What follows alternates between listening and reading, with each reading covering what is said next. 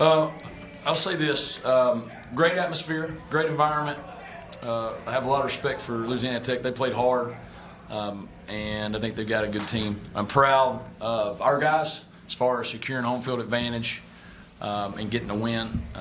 But I'm embarrassed as the head coach of our performance penalty-wise, to be truthful, and it's frustrating me. So I'm not going to say tons about it, but we're doing foolish things that are going to hurt us and hurt our program, and I'm disappointed in that. And we lose our cool. And so thankful that our offense played really well, and took care of the ball for the most part. We had one hiccup there, but anytime you can rush for 300 and about throw for 300, that's a pretty good day. And so thankful that they did a good job. I thought defensively, we just let them do what they wanted, and I was disappointed in that. And again, I'm responsible for the penalty, so it's on me. But I'm disappointed in that and really embarrassed, to be honest. And so frustrated by that. I'm excited for the win. We'll always celebrate wins. They're hard to come by.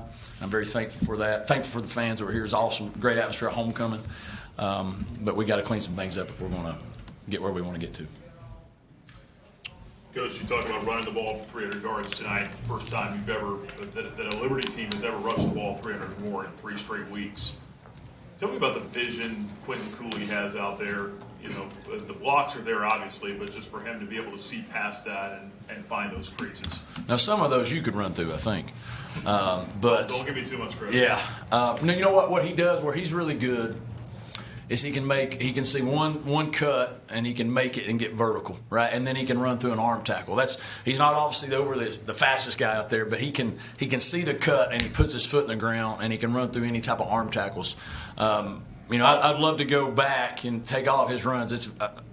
I don't know if he's ever really been knocked back when he's went through arm tackles, and so he has a great knack. He's a bowling ball, and he runs hard, and the more he goes, guys start bouncing off of him. He starts wearing them down, and the O-line's doing a fantastic job.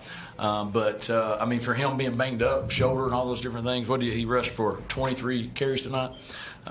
Just tremendous. Billy Lucas got hurt in the game, so we had to rely more on that. But he's tough, man. He epitomizes what you want a football player to be. We talked about it at halftime a little bit. Your receivers going at their corners some. Was that just kind of taking those one-on-one matchups as they came and say, hey, we trust our guys? What does that say about your receivers going against the secondary that we talk so much about this week? You get some one-on-one shots. They won some, we won some. Obviously, when people are doing that and they're trying to overload you in the box and do some things, you got to be able to make some of those. We were able to make quite a few. We got some PIs on them, some we missed, but we have confidence in our receivers. They can make some tough catches. You saw it was great to have E.J. Smoot, Elijah Smoot back tonight. He made a couple of nice plays for us. Obviously, CJ did a nice job. We're going to get some of those one-on-ones, and the more that we can take advantage of those, helps our offense. And we have complete confidence in Caden putting the ball there, and those guys making plays to make it. Noah had a great game. I was happy. I'm really happy for Noah. Noah probably leads the country in number of catches that get called back for some penalty, right? And he had a great game tonight. Touchdown, for a senior, a 5th or 6th year senior. I think he's a 6th-year senior. You might be able to tell me different. Love that kid, man, and just how awesome. Did you see everybody how happy they were for him? He works hard and doesn't complain.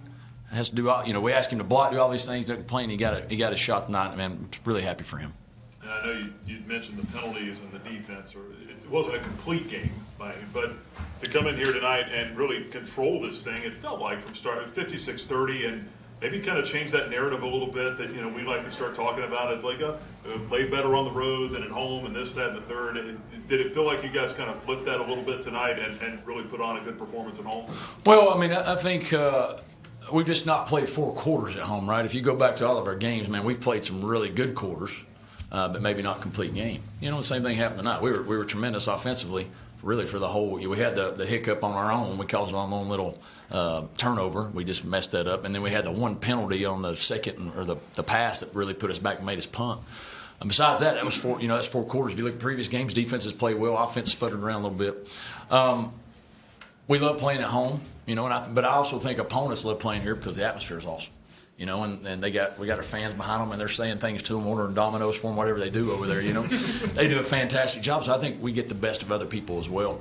And our defense did some good things, right? But when you have a chance, I think my biggest disappointment, when you have a chance you go up 21-10 and then 28-10.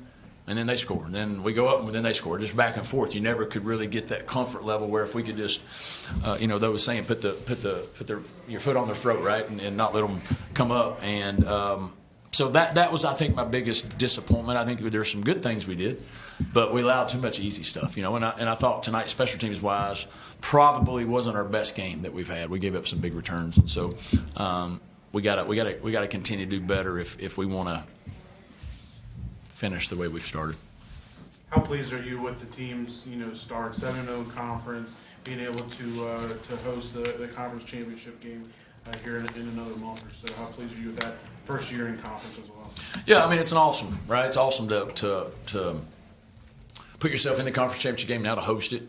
That's great. We love playing here, and so that's a big deal. And I'm happy for that. And but as a coach, you see your issues, and you constantly want to think about the issues. And I'm going to enjoy tonight, but then I'm going to be thinking about, hey, how do we fix these things that are going to cost us at some point if we don't get them corrected?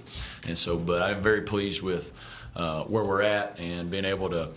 I'm thankful for the job and people trusting, us and our staff to build a program and to be able to do, qualify for the championship the first year is awesome, it's outstanding. But I think that credit goes to the players buying into each other. Our strength and conditioning, all those things that go about it. The credit goes to those people for helping our guys each week be ready to go. Coach Caden has received a lot of national attention recently. Goes out tonight and throws for almost 300 yards once again. So has he done a good job, do you think, in your estimation, of shutting out the outside noise? Yeah, I mean, I think he's getting obviously notoriety every week. And I think he was the Maxwell Award. I think he made the semifinals or one of those cuts there. I think it's the Maxwell, is that right?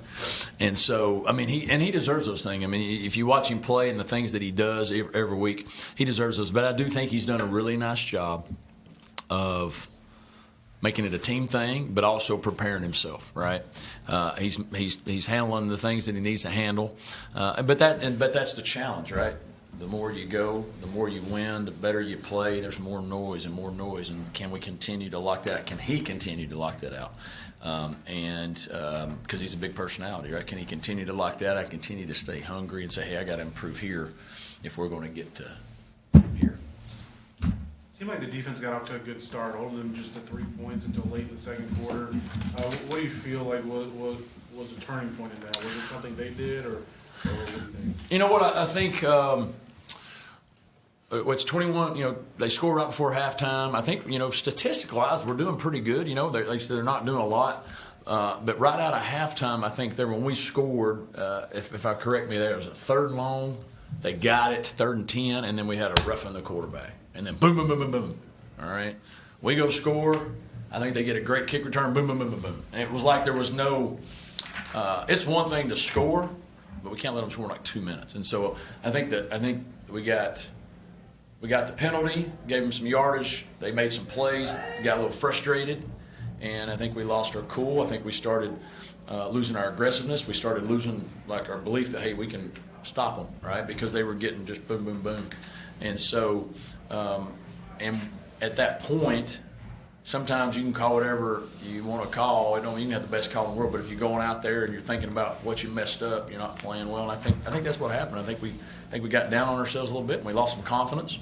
And we had nobody on that field step up and say, hey, this is not how we play football. This is not how we play defense here at Liberty. And I think that I'm disappointed in that, because coaches, I can holler at them, I can talk to them, I can encourage them, I can whatever.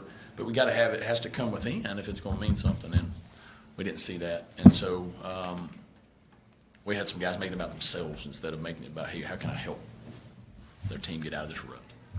When you're finding guys who can step up in those moments after a bad penalty or a play that goes against them defensively, does that happen in-game, or is that the type of thing that happens in the preparation leading up to the game? Well, it should be, you hope. You hope the preparation leading up, you put yourself in enough situations and circumstances and you practice where, hey, it's 3rd and long, we had a bad play. You hope that prepares them. But, there's nothing like the game, right? You hope your practice is so tough. And do we need to tell them to calm down in there? Can y'all hear it? We're okay. Okay. And but sometimes games are gamers, right? Guys are gamers, and so, but we needed somebody during that time frame. But what happens is some of your leaders maybe weren't playing as well as they wanted to, and so they started thinking about themselves and thinking about, hey, I'm a leader. My actions mean stuff, right? My actions are always louder than words, and we had some of our leaders not do a great job of following through. And again, that is more on me. I'm the one that sets what we're trying to do, and I've got to put them in position to make sure the lead. So I've got to do a better job. It's not all on them; it's on me. I got to do a better job. But I would hope by now 9 games in, we'd step up. But tonight might have been the first time where we had, was it 3 or 4 consecutive drives where they scored? I don't know how many they did. Went in a row. We went 10, 17, whatever they ended up with. But I think they scored 3, 4 touchdowns in a row, and we couldn't get a stop. And so I think everybody's just trying. That's not happened before in that type of situation. So, we didn't respond in a great way, but that's the beauty we always got next week. Last one for Coach. Coach, it's your first this is the program's first conference championship game appearance, but you still got 3 weeks to go before that.